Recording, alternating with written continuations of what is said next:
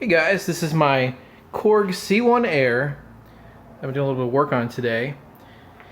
I was running into an issue where I just couldn't get a low latency Bluetooth connection to it from my little mixed computer over here.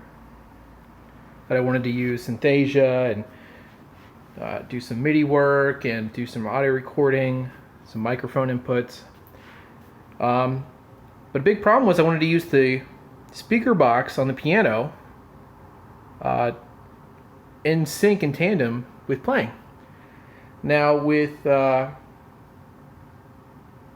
doing MIDI and having the PC basically produce the sound for me, I was running into a lot of latency, a lot of lag, and it just wasn't cutting it. So I needed to figure out a better way to utilize the speaker box on this thing because Bluetooth just wasn't going to cut it. Well, I have good news. I found out after a little tinkering inside that the Bluetooth functionality of the C1 Air is just an add-on box. Now I'm going to come down here and show you. Alright, so this is your input control box. And what sits basically right underneath is the Bluetooth module. And it plugs in with this connecting cable here. I was looking at this and I was like, I wonder if they're giving an analog signal to this box. So I was looking, and I don't know if you can actually really see it too well without proper lighting. I might be able to turn on the flashlight here. Nope, phone won't let me. But it turns out there's a ground wire and a red and a white wire, and I had a hunch that that was actually the analog audio signal heading straight to the amplifier on the board, then out after it's been amplified to the speaker box. I'm sorry that's a little blurry. See if we can correct that. Yeah, I don't know. So I'm going to do a little test here. I think I have it turned on. Yes. Alright. Hit some keys. Yep, speaker's working. So, I have a my old phone, Nexus 6. I'm going to go and plug in a standard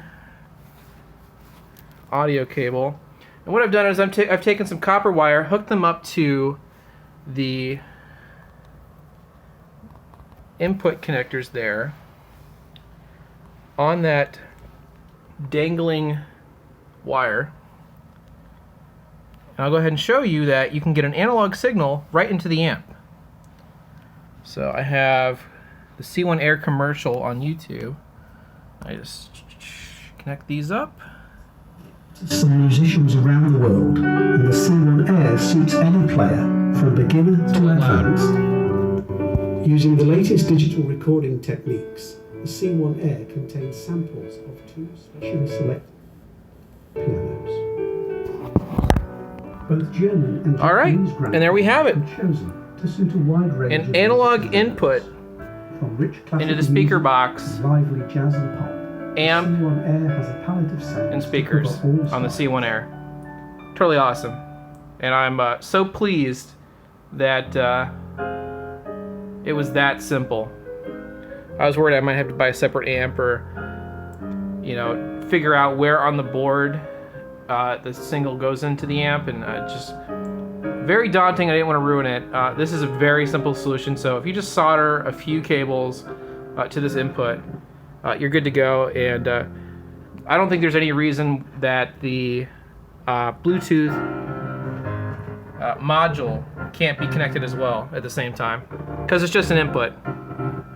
Anyway guys, if you have the Korg C1 Air digital piano or are planning to buy one, and you have a bit of tech savvy, you're not afraid to get your hands dirty and take this thing apart a little bit, and really you really don't have to take it apart. You just have to take it off the stand, which you usually have screwed in. This was literally being held in by a push pin, the module itself, and if you're in a country that doesn't sell the C1 Air, you have the just regular C1, which I imagine is just a cheaper version without the Bluetooth module. I'm not sure if this cable is going to be dangling there or not, but I assume that the connector on the board would still be there.